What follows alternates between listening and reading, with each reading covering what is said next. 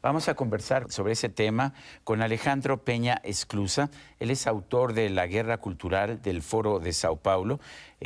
Alejandro Peña Esclusa es escritor, analista y consultor político venezolano. Es experto en este tema. Fue candidato a la presidencia de Venezuela. Fue preso político por Hugo Chávez en el chavismo. Es presidente de la Asociación Política Fuerza Solidaria. Y bueno, debo decir que nos estamos enlazando con él a un punto de Europa. Nos ha pedido no revelar por razones de seguridad personal el lugar en el que se encuentra en Europa. Don Alejandro, gracias por estar en contacto con nosotros aquí en la Ciudad de México. Y mucha gente piensa, por lo menos aquí en México, don Alejandro, que no existe el Foro de Sao Paulo, que es una invención de los grupos de derecha para justificar temores, para generar miedo. ¿Sí existe el Foro de Sao Paulo? Don Sergio, muchas gracias por la entrevista y no solo sí existe, sino que es la fuerza política más poderosa de Iberoamérica. Prueba de ello es que 11 presidentes de nuestra región pertenecen al Foro de Sao Paulo. Eso no lo había logrado ninguna otra corriente política, ni la democracia cristiana, ni la socialdemocracia. Si usted suma todos ellos, son 11. Eso es la fuerza política más grande de la región. ¿Qué es el Foro de Sao Paulo? Es una organización de izquierda, pero hay muchas izquierdas. ¿Cuáles son sus ideas? ¿Qué es lo que busca lograr? El Foro de Sao Paulo fue creado en 1990 por Fidel Castro, con la ayuda de Lula da Silva en la ciudad de Sao Paulo, por eso se llama así, el Foro de Sao Paulo. Es una agrupación de partidos políticos y de movimientos. Entre los fundadores del Foro de Sao Paulo se encuentran los grupos guerrilleros colombianos, la FARC, el ELN, y hoy en día también pertenece el partido Morena de México. Incluye, por supuesto, al MAS de Bolivia, incluye al kirchnerismo argentino, y es bastante amplio. Hay una izquierda radical, hay una izquierda más moderada, pero lo importante es que todos se apoyan entre ellos. ¿Cuáles son las ideas del Foro de Sao Paulo? ¿Qué tipo de países quieren construir? ¿Qué tipo de economía? ¿Qué tipo de sistema político? Más que lo que ellos dicen, es lo que hacen en la práctica. Y un caso muy emblemático es el de mi país, Venezuela, cuando Chávez, que se inscribió en el Foro de Sao Paulo en 1995, llegó a la presidencia, dijo lo que verbalmente quería hacer, pero lo que sucedió en la práctica fue instaurar una dictadura, perpetuarse en el poder y destruir la economía.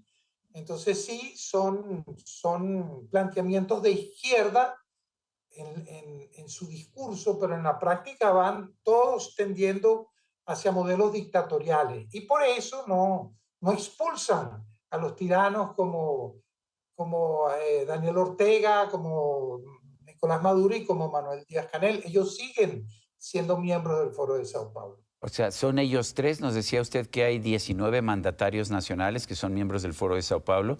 Ya mencionó a Nicolás Maduro de Venezuela, a Daniel Ortega de Nicaragua, a Miguel Díaz-Canel de Cuba. ¿Quiénes más hay? Son 11 Ah, y son 11. está, sí, Alberto Fernández, ¿De está, Argentina?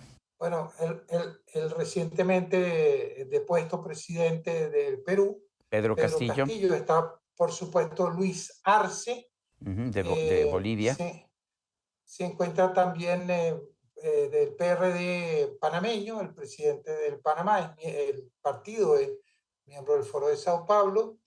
Eh, y así, si uno va haciendo una panorámica de abajo hacia arriba, terminan siendo 11 presidentes. Lula da Silva Sí, es ahora, otro miembro del para Foro. mí, por ejemplo, Lula da Silva es un presidente que ha sido democrático, que incluso decía que su campaña era para restablecer la democracia. Para mí, una cosa es la izquierda democrática, y pienso en Lula da Silva o pienso, no sé, en Gabriel Boric de Chile, pero otra cosa muy distinta es la izquierda dictatorial, autoritaria, como Daniel Ortega, como Nicolás Maduro, como Miguel Díaz-Canel. Pero sí hay una diferencia o está desapareciendo esa diferencia. ¿Todos son miembros del Foro de Sao Paulo? Bueno, me le agradezco mucho su pregunta, don Sergio, porque me permite explicar que, en mi opinión, no existe tal cosa como una izquierda carnívora y a otra vegetariana. Son etapas. Si todos ellos pudieran, serían todos carnívoros, serían todos dictatoriales. Y quiero poner el caso de Lula y también, pues hablando con usted, el caso de Andrés Manuel López Obrador. A ellos, a estas dos mandatarios, no hay que analizarlos tanto por lo que hacen dentro de su país, sino por lo que hacen fuera. Tanto Lula da Silva como Andrés Manuel López Obrador, por ejemplo, consideran que Evo Morales no perpetró un fraude en Bolivia en el año 2019, a pesar del informe de la OEA contundente respecto al fraude. Ambos apoyaron a Cristina Kirchner cuando fue condenada e inhabilitada, luego de muchas pruebas que presentaron en el tribunal, y dijeron que ella era víctima de una persecución jurídica, o lo llamaron lawfare. O en el caso de Pedro Castillo, por ejemplo, que dicen que fue objeto de un golpe de Estado cuando el señor intentó disolver el Congreso. Y más recientemente, en el caso de México, cuando Andrés Manuel López Obrador le otorga nada menos que la Orden del Águila Azteca a Miguel Díaz-Canel. Entonces, a veces estos mandatarios que se autodenominan democráticos tienen un discurso hacia adentro porque no les queda otro remedio por las instituciones, por los frenos, por el bajo respaldo popular, pero hacia afuera apoyan a todos los radicales del Foro de Sao Paulo. Perdón que me extienda para decir una cosa más. Han sido estos presidentes muy débiles con lo que ha hecho Daniel Ortega. Lo que ha hecho Daniel Ortega no tiene nombre: la persecución contra la iglesia, el encarcelamiento de sus contendores en las elecciones del año 2021 y digamos, quitarle la nacionalidad a 300 personas. Han sido muy débiles en cuanto a eso. Eso demuestra que su forma de pensar hacia afuera es lo que ellos quisieran hacer dentro de sus naciones, pero las circunstancias no se lo permiten. ¿Cuál es la agenda política de este foro de Sao Paulo? ¿Qué busca? Porque finalmente nos está diciendo usted que surgen ahí gobernantes de izquierda, pero que apoyan a dictadores como Daniel Ortega o como Miguel Díaz-Canel o como Nicolás Maduro. Pero en lo político, ¿qué pretenden hacer? Si pudieran, ¿qué harían? Lo que ellos harían, don Sergio, es tomar el control de todo el continente y perpetuarse en el poder. Y muchas veces recurren a fraudes electorales, como se ha hecho en Venezuela, como ocurrió en Bolivia en 2019, como pasó en Nicaragua en el 2021. Es una organización que busca el poder, utiliza un discurso. ¿Es el poder en sí lo que están buscando? ¿No es necesariamente una ideología política? ¿Es el poder por el La poder? ideología política, digamos que es la excusa, es el argumento, pero es el poder. Y bueno, debo decir algo muy grave, don Sergio, que además tiene vínculos con el crimen organizado. En el caso de Venezuela es muy claro el vínculo del gobierno con el cartel de los soles, y Nicolás Maduro las autoridades norteamericanas han puesto una recompensa por su captura de 15 millones de dólares. En el caso de la FARC y el ELN son carteles de la cocaína. Entonces, ¿qué ocurre? Cuando estos individuos del Foro de Sao Paulo, que son mandatarios en algunas naciones, participan en reuniones junto con estas personas que han cometido delitos, bueno, de alguna manera lo están avalando, lo están convalidando. Esa parte es sumamente grave en el Foro de Sao Paulo. Ahora, esa es la parte política. Hay también un intento de transformación cultural, de difundir una agenda cultural. De hecho, ese es el tema de la guerra cultural del Foro de Sao Paulo, el libro que usted ha publicado en Verdad Colombia. Cuéntenos sobre esa guerra cultural.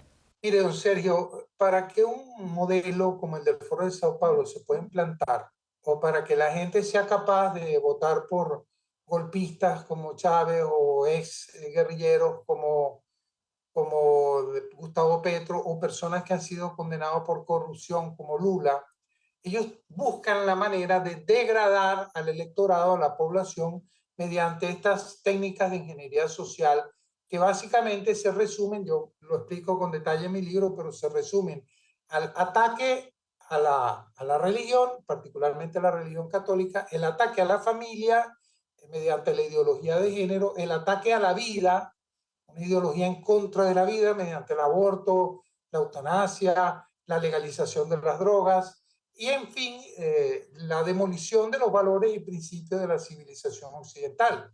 Aquellos que nos están escuchando el día de hoy y nos están viendo dirán, caramba, esto suena muy grave, pero no.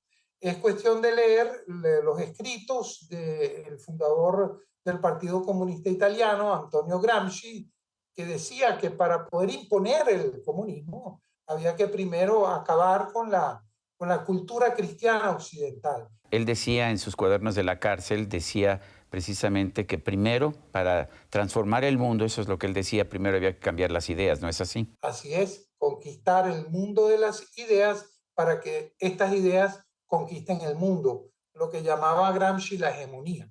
Entonces, para poder dominar a una nación, se utiliza, se manipula a los pueblos mediante la degradación de los ciudadanos, impulsando el consumo de drogas y todas estas ideologías que están haciendo mucho daño en la sociedad. Quiero decir además que no es una cuestión secundaria, esto es deliberado, esto es consciente, esto es planificado y se invierten grandes cantidades de fondos para poder de alguna manera manipular a la población y hacer de los electores personas que no puedan diferenciar entre el bien y el mal. Eso es lo que yo explico con detalle en mi libro. ¿Hay documentos en particular que nos permitan conocer realmente las posiciones del Foro de Sao Paulo? ¿Hay documentos que podamos ver, leer, criticar? Sí, ellos tienen, por ejemplo, una página web que es forodesaopaulo.org. Hay una organización relacionada con el Foro de Sao Paulo, fundada en México, bajo los auspicios de Andrés Manuel López Obrador, que se llama el Grupo de Puebla. También existe esa página web, creo que es grupodepuebla.org, se puede buscar en internet. Ahí están todos sus documentos, todos sus comunicados y buena parte de lo que he dicho está documentado. ¿Qué es el Grupo de Puebla y cuál es su relación precisamente con este Foro de Sao Paulo? Mire, don Sergio, el Grupo de Puebla fue una necesidad del Foro de Sao Paulo para crecer. El Foro de Sao Paulo tenía algunos miembros que, como usted los ha denominado, dictatoriales, como el de Cuba, el de Nicaragua y el de Venezuela, impresentables ante la comunidad internacional, y el Foro de Sao Paulo decide crear una organización paralela vinculada a ella con otro nombre, en donde no están estos dictadores. Entonces pusieron, ya estos no son partidos, son personalidades, pusieron ahí personas que no estuvieran digamos, perseguidas o mal consideradas en la opinión pública para seguir promoviendo las mismas ideas y los mismos conceptos. Se apoyan entre sí, el Grupo de Puebla y el Foro de Sao Paulo tienen exactamente los mismos planteamientos en cuanto a política internacional. De hecho, cuando uno saca un comunicado, el otro organismo lo saca con otras palabras prácticamente igual en las mismas fechas. ¿Qué le diría usted a la gente que no está involucrada en la política, pero que ha escuchado hablar del Foro de Sao Paulo? ¿Qué le diría usted a la gente común y corriente acerca de este foro? Bueno, lo primero que yo le diría es que hay que conocerlo, hay que investigarlo porque es una seria amenaza al futuro de nuestro continente, a la libertad, a la democracia. Es una organización cuyos miembros se apoyan mutuamente, están perfectamente articulados y están adquiriendo cada vez mayor poder. Entonces, aunque una persona que nos esté escuchando, nos esté viendo, no tenga nada que ver con la política, ni le guste la política, resulta que lo que haga el Foro de Sao Paulo afecta su vida personal y la de su familia. Yo por eso he puesto a la disposición este libro muy sencillo de leer, lo hice así a propósito para que las personas puedan enterarse, estudiar, porque, bueno, nos afecta, nos guste o no. Entonces sí es importante conocer de qué se trata, más todavía los sectores políticos.